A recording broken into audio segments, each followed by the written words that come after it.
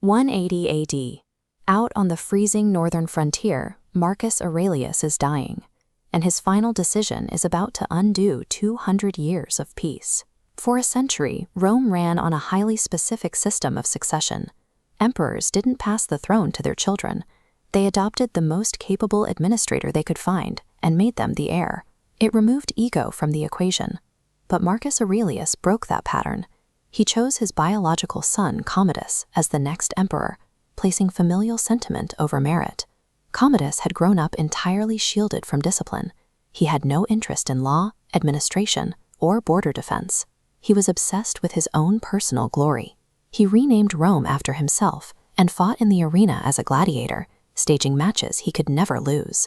How does an empire that spans 3 continents begin to collapse? Can one single leadership mistake truly unravel a golden age? The answer is yes. Rome didn't begin its decline because of an invading army.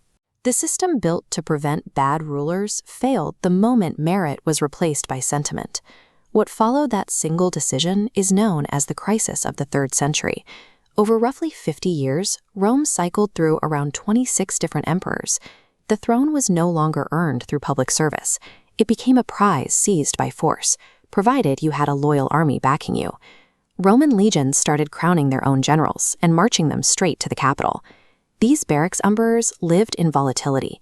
Some lasted a few years, others ruled for just 3 months before being murdered by their troops. At the highest level of government, political stability simply evaporated.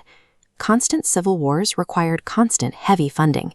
These new emperors needed enormous amounts of cash to pay soldiers and prevent immediate mutinies. So they turned to a quiet, mechanical solution. They targeted the empire's standard currency, the silver denarius. This shows the process of debasement. The state secretly mixed cheaper copper into the silver supply, producing coins holding less value. As this trendline demonstrates, prices spiked. Merchants demanded more currency for the exact same goods, sending inflation spiraling out of control. A soldier's pay now bought a fraction of what it used to. Trade slowed to a crawl, and collecting meaningful taxes became nearly impossible when no one trusted the money. The most sophisticated economy in the ancient world was quietly bankrupting itself from the inside out just to fund its own civil wars. Out on the distant frontiers, soldiers stationed along the Rhine and the Danube faced a massive geographical disconnect from the emperors sitting in Rome. Because their official pay was now hollow, these legions stopped fighting for Rome as an idea. They transferred their loyalty directly to the local general standing right in front of them, the man who actually fed and protected them. This created a cycle of abandonment. Ambitious generals took their loyal troops, left the borders behind, and marched inward to seize the throne. Every time a legion marched on Rome, fewer troops were left guarding the edges of the empire. While Romans fought Romans, they left their own front door wide open.